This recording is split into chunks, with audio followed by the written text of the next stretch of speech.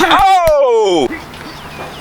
Oh boy, y'all good? Hey, I ain't mean to run you over, big dog shit, you feel me? Hey, welcome back to another video. It's your boy Jaris and we back, bro. Alright man, so today we're gonna be talking about how to run a fade route. A lot of people been asking me how to run a fade route, and I've been seeing on YouTube people running fade routes the wrong way. So today we're gonna talk about that, man. Subscribe to the channel, like the video, drop a comment. Let me know what y'all think, man. Drop some comments. Let me know what routes y'all need help with and what you need help with as a football player and what I can do to better your football playing experience. Alright, so hey, like the video. Alright man, so for the fade route, we're gonna start from the very beginning and we're gonna sort of progress down the path of the fade and what needs to happen while you're running the fade route. So at the beginning, we're talking about red zone fades here. So we're here, so that's within 20 yards. So we're here, red zone fade. In a red zone fade, it's okay to play at the line of scrimmage a little bit, work your DB because your quarterback has to get back. He might have some sort of handoff fake or here, and he's there. So you have time because it's a short distance, and you don't want to outrun your distance. You don't want to be down the field and the quarterback hadn't even thrown the ball yet. So you want to be here, play with your DB a little bit. Boom, bow. You're here, and now you have more time for the quarterback to get set up and throw the ball in the air. He'll put some air under it so that way you can run underneath it. But you don't want to be on the line of scrimmage. You don't want to be on the line of scrimmage and try to speed release him because you're going to run out of room before the quarterback even throws, or you might even overthrow the throw because the quarterback is supposed to throw in the back corner of the end zone, drop it in the trash can, and you're supposed to be there. The fade route is sometimes known as a race to the corner of the end zone, but you want to take that lightly depending on the circumstance. It's more of a race when you're at the 1 and 2 yard line. You here and you got to race to the corner. But if you're more so at the top of the red zone, you got a little bit more time to work your DB, boom, boom, boom, be fancy with your moves, and then break for the release. So that's the first part of the fade you guys need to really understand is you have time to do some dancing, work your DB, making sure you set him up for the rest of the route. Because if you set him up for the rest of the route, he's gonna be playing catch up and you off to the races. So that's really what that beginning part is. All right, so for the next point 2 about running fade routes is you wanna hold your line. So what that means is what I've noticed on video when I'm watching one-on-ones is receivers are really quick. They'll do their moves and they're really quick to fade themselves out to the sideline. So what that looks like is what I mean, they'll be quick to fade. The route's called the fade, but you're not really fading. The quarterback's supposed to fade you. So what I mean by hold your line is you're here, you want to work your release and you want to keep your line because you're going to be going vertical. You want to keep your line and let the ball fade you out. What I've noticed is a lot of people, as soon as they break their release, they'll be here, boom, boom, and then they'll immediately go out and fade out. And that takes away so much room from the quarterback, which is why people are like, hey, that quarterback can't throw. It's not really the quarterback's fault. It's because the receiver didn't give him a lot of room in between the receiver and the sideline. He cut all that space off that could have been left to throw the ball on the outside shoulder. And he faded out and just trying to catch like that. So remember, you want to hold that line. You want to take your release here, boom. Take your release, hold that line. Try to stack as best as possible. That way the quarterback can fade you and you catch it outside shoulder. And going along with that is you want to keep your shoulder closed off.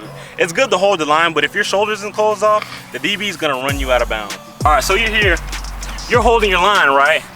But you have to really keep your shoulder closed off. What I've noticed, a lot of people, they'll hold their line, but their shoulder will be open off facing the DB, and they'll be looking back at the quarterback with their shoulder or with their chest to the DB. What you want to do is close your shoulder off so the DB can't force you to the sideline. So what that looks like, you take your release, you're holding your line, you keep your shoulder off, try to stack. You're facing this way, and the only thing you're turning is your head. My shoulder's closed off, but my head's still back, so he can't force me out. I still have a little bit of leverage to where I can hold my line, push him, and not be pushed out of bounds because I'm looking back at the quarterback with my shoulder closed off. Okay, so the next thing is letting the ball fall on the outside shoulder. You have your shoulder closed off. The quarterback can now, he has room on the sideline because you didn't fade, you held your line. You have your shoulder closed off. Now the quarterback can throw the ball, your outside shoulder, and now you have your entire body plus your arms as a defender, so you have space to catch the ball. The DB can't reach around your body and your arm. That's as close as he can get. And if your hands are high, it's gonna be even harder to do that. So now you have your whole body, as opposed to if you had your shoulders closed off, you would have to be here try to fight to get your arm back around, then go. And the DB can obviously disrupt that because he has your chest now, and now you've given up your circumference, diameter, radius, your catch radius. You've given up your catch radius, and he's breaking that up, or he's catching it. He's breaking through your hands. Interception, incomplete, 4th down, turnover on downs. Simple as that. So now that you have your shoulders closed off, you also have the option to do back shoulder, as opposed to if you had your chest open, that would be the only option. If your shoulders closed off, you can let it fall outside, or you can do back shoulder. So you're here, shoulders closed off, looking, ball's coming. You can swim him, lower back, swim, back shoulder, boom, here. And now you got all that room, and you have the sideline. And if you ask any DB about the back shoulder, they'll probably tell you that that's one of the hardest catches to defend. It's not fair. It's not fair. As a DB, it's not fair. It's a cheat code. I can have the most perfect coverage ever. Soon as he throw the back shoulder, he catch it. Nah, I look stupid. And what you'll notice is a lot of quarterbacks and receivers, they'll even plan for a back shoulder. They'll be like, all right, he played kind of tough. This might have to be a back shoulder. So they'll be ready. In the back of their mind, they'll be like, all right, so expect the back shoulder, because he's been playing so aggressive. So you're here, making sure you swim by.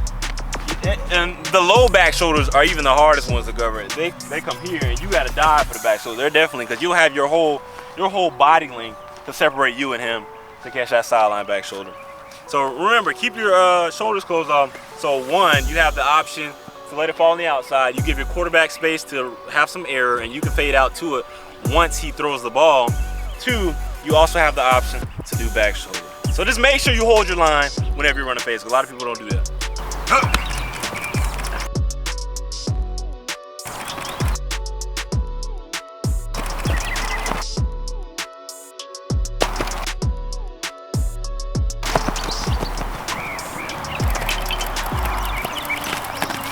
Hey, so that's gonna do it. I appreciate y'all for watching. Hey, follow my dog on Instagram. Link will be in the description.